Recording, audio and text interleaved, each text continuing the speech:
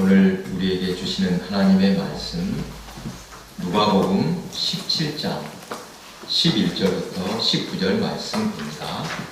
페이지수로 신약 124페이지입니다.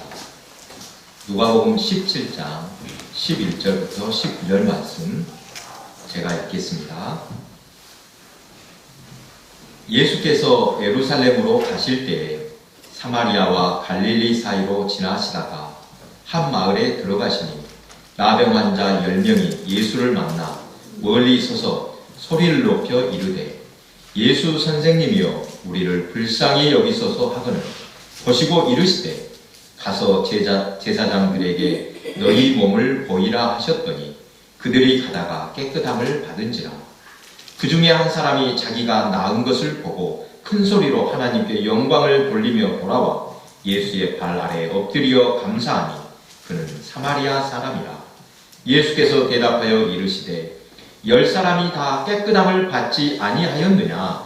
그 9은 어디 있느냐? 이 이방인 외에는 하나님께 영광을 돌리러 돌아온 자가 없느냐 하시고 그에게 이르시되 일어나 가라 내 믿음이 너를 구원하였느니라 하시더라. 아멘. 우리 다 함께 인사 나누겠습니다. 보고 싶었습니다. 사랑합니다. 그리고 또 우리는 한 가족입니다. 네, 감사합니다. 외국에서 오랜 기간 살다가 고흥에 귀촌한 집사님 가정이 있습니다. 이야기를 나눠보니 참 순수하고 열정도 있는 분들이었습니다. 이분들은 아낌없이 헌신할 자세가 되어 있었습니다. 그런데 안타깝게도 교회를 안 나가고 있습니다. 외국에 사는 동안 선교사님을 성심성의껏 도왔는데 돌아온 것은 실망뿐이었다고 합니다. 그런 일을 겪고 나면 사람들 대하기가 조심스러워질 것입니다.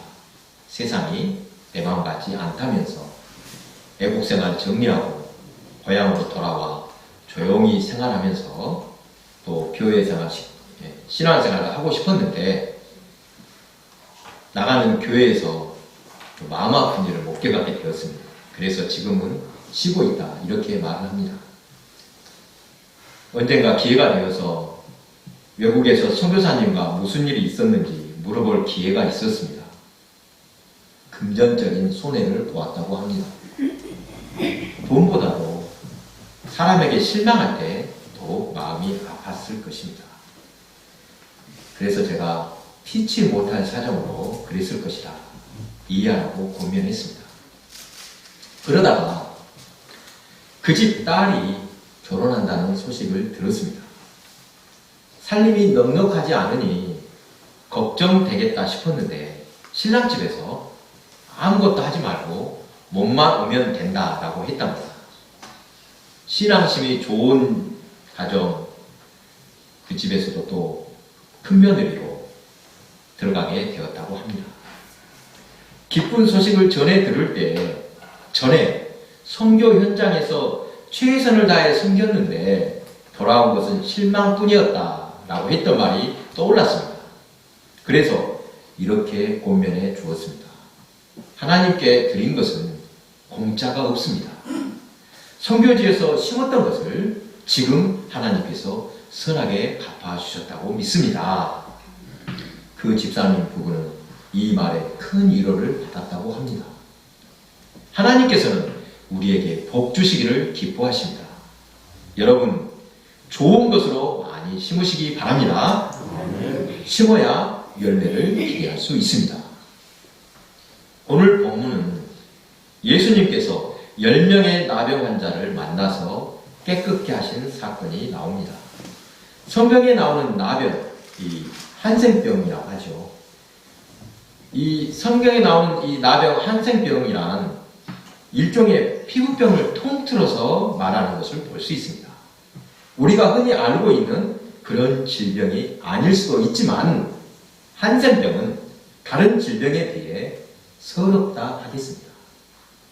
마을에 들어가지 못하고 격리되어 떨어져 지내야 하기 때문입니다. 가까운 곳에 소록도는 아름다운 섬인데 그곳에 격리되어 평생 떨어져 살던 이들을 생각하면 마음이 아픕니다. 소록대에 있는 기념관에 가보니 자녀와 멀찍이 떨어져서 거리를 두고 마주서서 면회하는 사진을 보았습니다. 사랑하는 이들과 떨어져 지내한다는 것은 어쩌면 몸의 통증보다 더 고통스러울지 모릅니다. 또 소록도에서는 일제강점기부터 여러 인권 유린이 있었다고 합니다. 가장 끔찍한 것, 불임을 위해 남성을 강제로 거세하는 아주 잔인한 짓을 했다고 합니다. 정말 인간으로서 이런 일도 있을까 싶은 일이 일제강점기 하에서 많았다고 합니다. 해방 후에도 아픈 역사가 있습니다. 여러분 잘 아시죠? 이 오마도 공원 가보셨습니까? 간척 사업에 동원되어 노역했던 한센인들 사진이 전시되어 있습니다. 불편한 몸에 죽도록 일하고도 약속한 대우를 받지 못했다고 전해집니다. 본문을 자세히 보면 10명의 나병 환자들이 예수님을 찾아온 것이 아니라 예수님께서 그들을 만나 주셨다고 해야 맞을 것입니다. 그들은 마을에서 쫓겨나 지내고 있는데 예수님이 일부러 그들 가까이 가실 때 그들이 멀리 서서 외칩니다. 13절 소리를 높여 이르되 예수 선생님이여 우리를 불쌍히 여기소서. 예수님이 어떤 분이신지 소문을 들었을 것입니다. 주님을 만나면 모든 질병을 고칠 수 있다고 들었는데 그 기회를 놓칠 수 없다고 소리 높여 외쳤을 것입니다. 예수님은 그들에게 가서 제사장에게 너희 몸을 보이라 말씀하셨습니다. 이 말씀 안에는 이미 깨끗해졌다는 의미가 담겨 있습니다. 10명의 나병 환자들은 굳게 믿고 순종하여 길을 걸었을 것입니다. 그들이 믿은 대로 가는 길에 모두 깨끗하게 되었습니다. 얼마나 기쁜 순간입니까? 얼른 가서 제사장에게 보이고 집으로 돌아가고 싶습니다. 제사장에게 보여서 깨끗해졌다고 인정해줘야지 자유로운 몸이 되기 때문입니다. 그렇게 10명이 깨끗함을 받았지만 한 사람만 하나님께 영광을 돌리고 예수님께 돌아와 감사의 예를 표합니다. 더 놀라운 것은 지금 예수님 발 아래에 엎드려 감사하는 사람이 사마리아 사람입니다. 유대인들은 북쪽의 사마리아인을 이방인이라 여깁니다. 같은 민족이 아니다. 옛날 북이스라엘이 아수르에게 망하고 아수르 사람들이 사마리아 지역으로 이주했습니다. 그로 인해 사마리아는 혼혈뿐만 아니라 문화적으로도 이방 문화에 물들었다고 여긴 것입니다. 물론 사마리아인들도 할 말이 있었습니다. 그들이 사는 지역에 그리심산이 성지로서 정통성이 있다 주장했습니다. 또한 모세 오경을 그들도 열심히 믿었습니다. 이 모세 오경만이 하나님의 말씀으로 소중하게 받들었습니다. 유대인은 당연히 자신들의 정통성을 주장하지만 예수님께서는 오늘 본문을 통해 그런 논쟁들 쓸데없다는 것을 깨우쳐 주시는 듯 합니다. 오늘 말씀을 자세히 읽다가 흥미로운 사실을 발견했습니다. 유대인은 사마리아인을 차별하고 결코 함께하지 않습니다. 그런데 지금 남환자 10명이 섞여 있습니다. 평소에는 전혀 만나지도 않는 이들인데 같이 있다는 것이 색다르게 보입니다. 일단 갈릴리와 사마리아의 경계선에 있는 마을이라 가능성이 있고 또 절망적이고 극한 고통을 당하는 사람끼리는 민족성을 초월하여 함께 다니는 것은 얼마든지 가능한 일이었을 것이라고 합니다. 같이 섞여 있을 때는 몰랐는데 몸이 깨끗해지는 순간 분명하게 각자의 신앙이 드러나는 것 같습니다. 10명 중 9은 제사장에게 몸을 보이는 것을 우선이라고 여깁니다. 어서 빨리 자유의 몸이 되어 사랑하는 이들에게 돌아가는 것 이것 외에 다른 것 생각할 겨를이 없었을 것입니다. 누구나 그러기가 쉽습니다. 아쉬운 일 생기면 사정하고 간청하는 것은 누구나 마땅한 일입니다. 지난주에 오징어 게임이란 드라마를 소개하면서도 너와 나 둘 중에 하나만 살 수 있다면 누가 살아야겠냐고 물었습니다. 누구나 나부터 살고 봐야지 라고 대답할 것입니다. 속된 말로 화장실 들어갈 때와 나올 때의 마음이 다릅니다. 어려운 일만 해결해 주시면 뭐든 다 하겠다며 간청하다가도 막상 쉽게 해결되면 마음이 달라지는 것을 봅니다. 10명 모두 간절한 마음으로 하나님께 간구하여 놀라운 기적을 체험하게 되었지만 그중 한 사람만이 하나님께 영광을 돌리고 주님을 찾아와 살해하며 감사하고 있습니다. 이때 19절입니다. 그에게 이르시되 일어나 가라 내 믿음이 너를 구원하였느니라. 단순히 몸만 깨끗해진 것이 아니라 영혼의 구원을 얻게 된 것입니다.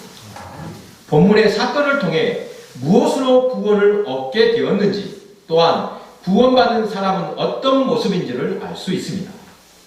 열쇠는 바로 감사입니다. 감사할 줄 아는 사람이 구원받은 사람이라는 것입니다. 반대로 말하면 감사할 줄 모르는 사람은 구원받은 사람이라 할 수 없습니다. 감사가 구원의 조건이라고 말하기는 힘들지만 감사하는 삶은 구원받은 사람에게서 나타나는 현상임에는 틀림이 없습니다. 그런데 본문에는 다른 교훈이 하나 더 있습니다.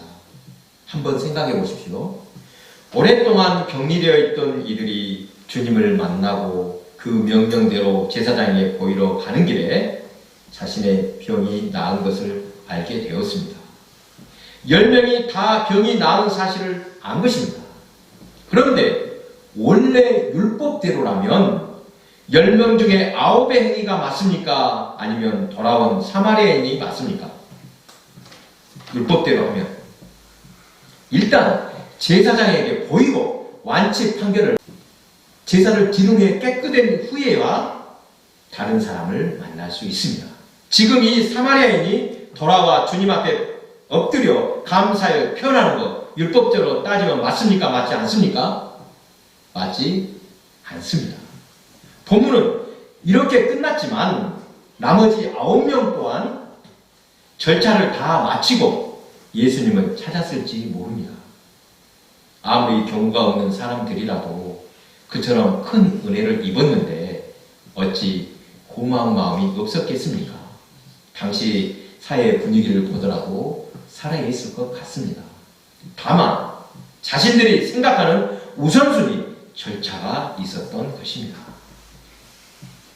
오늘 본문의 또 다른 교훈은 바로 이것 아닐까 싶습니다.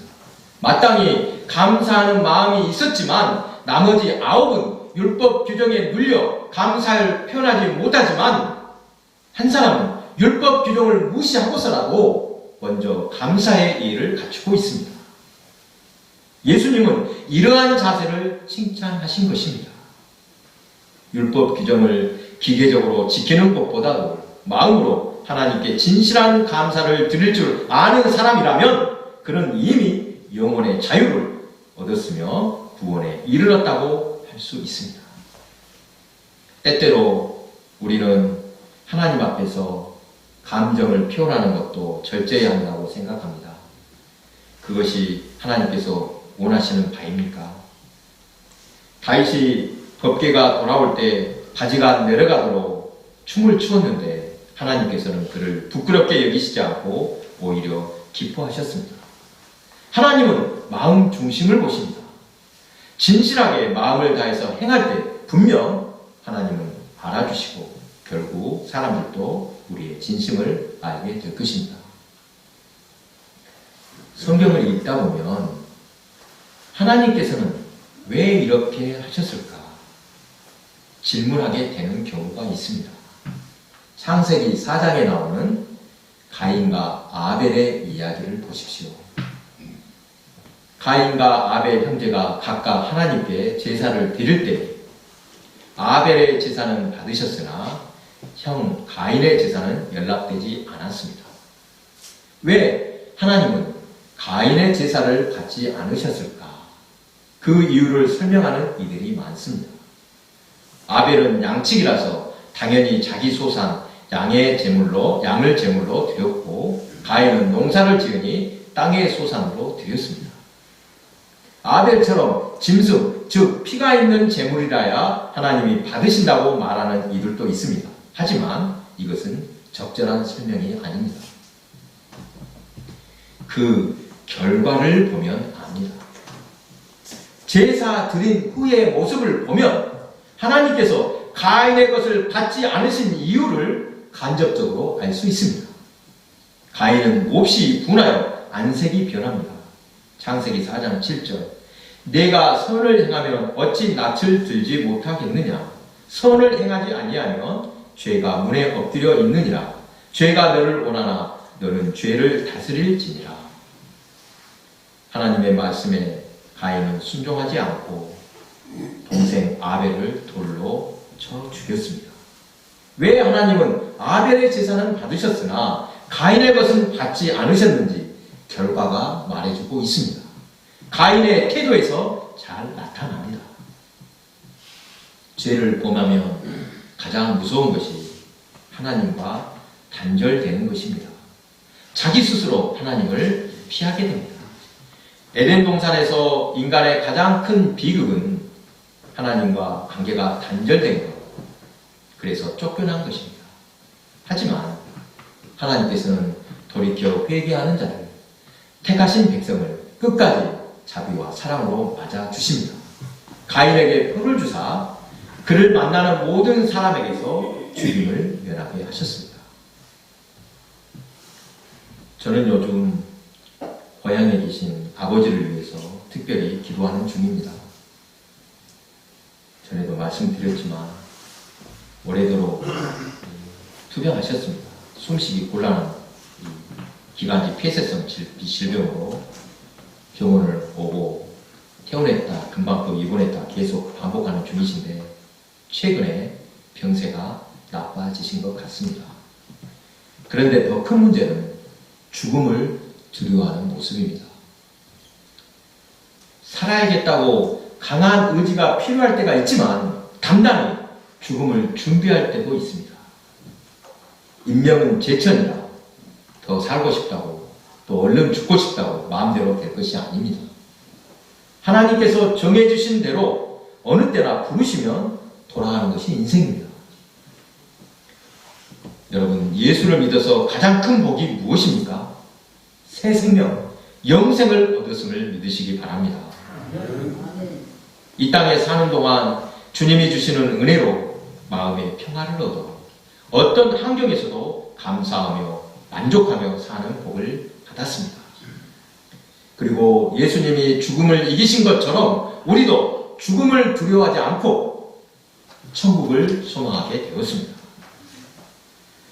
부활하신 주님을 따라 우리도 부활을 약속받았습니다.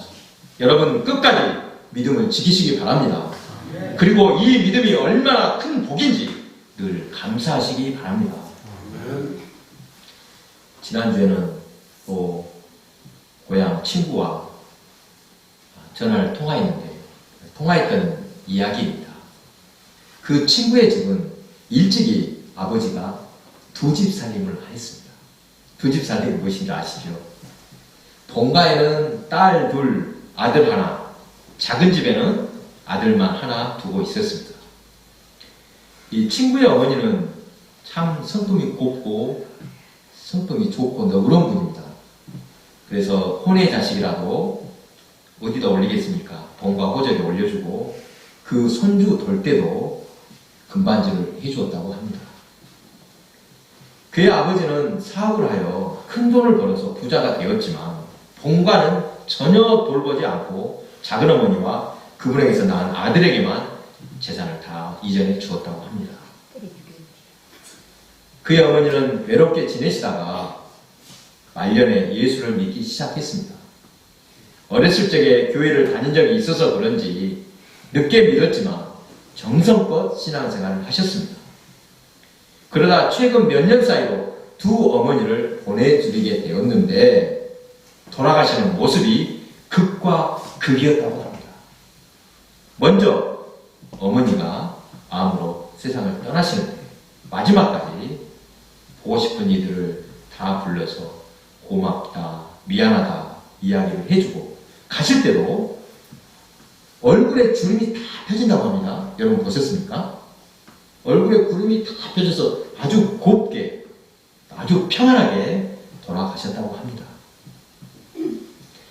향년 83세니까 조금 아쉽지만 편안한 임종으로 자녀들이 위로를 받았다고 합니다. 어머니가 돌아가시고 1년 후쯤 작은 어머니도 떠났는데 얼굴이 정말 끔찍했다고 합니다. 마치 피멍이 든 것처럼 흉측한 얼굴에 마지막까지 내가 왜 죽기는 왜 죽냐 이렇게 소리를 치다가 숨을 거뒀다고 합니다. 친구의 이야기를 듣다가 늘 반복하는 이야기를 다시 들려주었습니다. 아무리 생각해도 인생에서 가장 중요한 때는 마지막 임종의 때인 것 같다라며 잘 죽기 위해 우리는 평소에 잘 살아야 되겠다라고 해주었습니다. 여러분 혹시라도 예수 믿는 신앙생활이 얼마나 크고 놀라운지 실감이 안 난다면 자신이 맞게 될 마지막 순간을 그려보시기 바랍니다. 이 땅에서 금방 없어질 것, 썩어질 것도 기쁨을 줍니다만 우리에게는 더 큰 소망이 있음을 믿으시기 바랍니다. 우리에게 죽음도 두려워하실 믿음을 주셨습니다. 또한 세상 무엇과도 바꿀 수 없는 믿음, 주님 한 분만으로 만족할 수 있는 믿음을 주셨습니다. 이 믿음만 잘 지키면 어떤 환경에서도 감사할 수 있고 어떤 어려움도 넉넉히 이기며 죽음마저도 이기실 줄 믿습니다. 기도하겠습니다.